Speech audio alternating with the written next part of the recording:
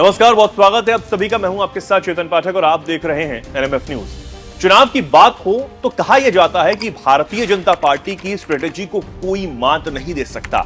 एक चुनाव खत्म होते ही दूसरे चुनाव के लिए पिच तैयार होने लगती है। खिलाड़ियों को चुनने का सिलसिला शुरू हो जाता है। पार्टी के कप्तान मीटिंग बिठा देते हैं, कार्यकर्ताओं की फौज उतार दी जाती है। राष्ट्रीय से लेकर बूथ स्तर तक के नेताओं के बीच तगड़ा तालमेल भी नजर आता है और इस तरह बीजेपी अपनी स्ट्रॉन्ग प्लानिंग से बाकियों को मात देने में कामयाब होती है। यानी चुनाव के ऐलान से पहले हुई पार्टी की यह प्लानिंग चुनाव के दिन तक जारी रहती है। लेकिन दिल्ली में बीजेपी ऐसी कौन सी रणनीति बना रही है जो दिख ही नहीं रही, क्योंकि पार्टी ने अब तक किसी प्रत्याशी को फाइनल ही नहीं किया। माना यह जा रहा है कि टिकट बंटवारे में अपनों और बाहरियों के बीच का पेच यहां पर फंसा हुआ है, जैसे कि आम आदमी पार्टी ने किया। बीजेपी कांग्रेस से आए नेताओं के हाथ निराशा नहीं लगी। अपनों का टिकट काटकर बाहरियों को पूरी तवज्जो दी गई। अब बीजेपी भी इसी कश्मकश में फंसी है। बाहर से आए नेताओं और अपनों के बीच कैसे वो टिकट बंटवारा करे, इस पर जद्दोजहद जारी है। अरविंदर सिंह लवली और अनिल वाजपेयी में यहां मुकाबला देखने को मिल रहा है। यूं तो अरविंदर सिंह लवली और अनिल वाजपेयी दोनों बीजेपी के ही मेंबर हैं, लेकिन मुश्किल यह है कि एक ही सीट पर दोनों की दावेदारी की बात हो रही है। दरअसल अरविंदर सिंह लवली कांग्रेस छोड़कर बीजेपी में शामिल हुए, जबकि अनिल वाजपेयी ने आम आदमी पार्टी छोड़ी है। 2015 से पहले अरविंदर सिंह लवली गांधीनगर सीट से कांग्रेस के टिकट पर चुनाव जीतते आए। 2015 में यहां आम आदमी पार्टी ने अनिल वाजपेयी को टिकट सौंपा और उन्होंने अरविंदर सिंह लवली को हरा दिया। 2020 में चुनाव से पहले अनिल वाजपेयी आम आदमी पार्टी छोड़कर बीजेपी में शामिल हो गए। अब बीजेपी के लिए मुश्किल यह है कि गांधीनगर सीट पर इनमें से कौन सा उम्मीदवार फिट बैठेगा। अब कुछ और सीटें भी जानते हैं जिस पर पेच फंसा हुआ है। विश्वासनगर सीट पर बीजेपी के लिए ओपी शर्मा और नसीब सिंह के बीच चयन करना चुनौती पार्टी के लिए बना हुआ है। इस सीट पर 2015 और 2020 में बीजेपी के ओपी शर्मा ने जीत दर्ज की थी। वहीं नसीब सिंह कुछ महीने पहले ही कांग्रेस से बीजेपी में शामिल हुए और विश्वासनगर सीट पर कई बार जीत भी हासिल की। इस सीट पर बीजेपी ने आम आदमी पार्टी की लहर के बावजूद जीत हासिल की। ऐसे में वो इसे हाथ से जाने नहीं देगी। नजफगढ़ के 3 दावेदार भी यहां पर नजर आ रहे हैं।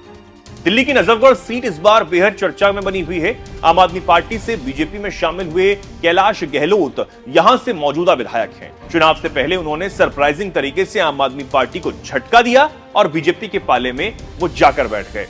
वो दिल्ली सरकार में परिवहन मंत्री भी रहे हैं, लेकिन बीजेपी में आने के बाद वो आम आदमी पार्टी के खिलाफ मुखर भी हो रहे हैं।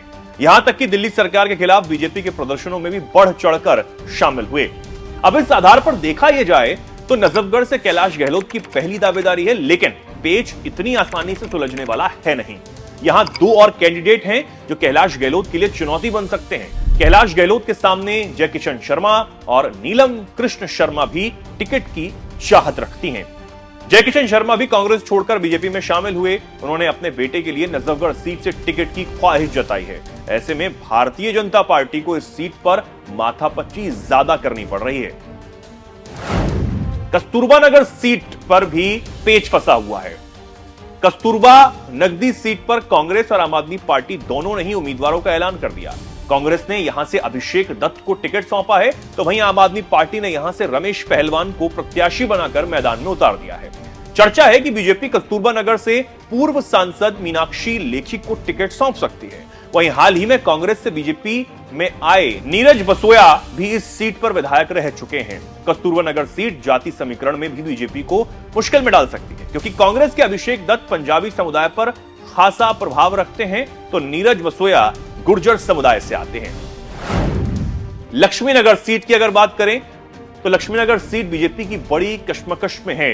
साल 2020 में यहां बीजेपी के अभय वर्मा ने यहां आम आदमी पार्टी के नितिन त्यागी को हराया था। अब नितिन त्यागी ने बीजेपी का ही दामन थाम लिया।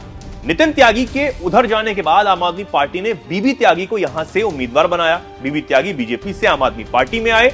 अब देखने वाली बात होगी कि बीजेपी यहां बार्टर सिस्टम को अपनाते हुए नितिन त्यागी को मौका देगी या फिर अभय वर्मा पर ही भरोसा बनाए रखेगी। हालांकि बीजेपी को बीबी त्यागी से अपने पारंपरिक वोटों के जाने का डर तो जरूर सताएगा। अभी तक जितनी सीटों पर बीजेपी का पेच फंसा हुआ है, उनमें एक बात जरूर कॉमन है। वो ये कि यहां बाहरी उम्मीदवार और अपनी पार्टी की परेशानी बने हुए हैं। आम आदमी पार्टी ने बाहरियों को दिल खोलकर टिकट दिए हैं। आपको बता दें कि बीजेपी में जहां अपनों और बाहरियों पर मंथन ही चल रहा है, वहीं आम आदमी पार्टी ने इस मामले में बोल्ड स्टेप लिया और दूसरे धड़ों से आए नेताओं को टिकट धड़ाधड़ सौंपे। इनमें बीजेपी से आम आदमी पार्टी में आए रमेश पहलवान, बीजेपी से आए ब्रह्म सिंह तंवर, बीबी त्यागी और अनिल झा शामिल हैं। वहीं कांग्रेस से आए जुबेर चौधरी, वीर सिंह धिंगान और सुमेश शौकीन को भी टिकट मिल गया है। बीजेपी ने चुनाव समिति का ऐलान तो कर दिया है। माना यह जा रहा है कि दिल्ली में जल्द ही बीजेपी के प्रत्याशियों पर फैसला हो सकता है, क्योंकि चुनाव समिति का ऐलान कर दिया गया है। इस समिति में 21 सदस्य हैं, जिनमें दिल्ली बीजेपी अध्यक्ष वीरेंद्र सचदेवा, महामंत्री और दिल्ली में बीजेपी के 7 सांसद शामिल हैं। लेकिन फिलहाल की स्थिति को देखा जाए तो अब तक आम आदमी पार्टी चुनावी रणनीति में बीजेपी को मात देती दिख रही है, चाहे बात प्रत्याशी की हो, संगठन की हो या फिर बड़े ऐलानों की। बहरहाल इस पर आपकी क्या राय है, हमें कमेंट करके जरूर बताएं। धन्यवाद।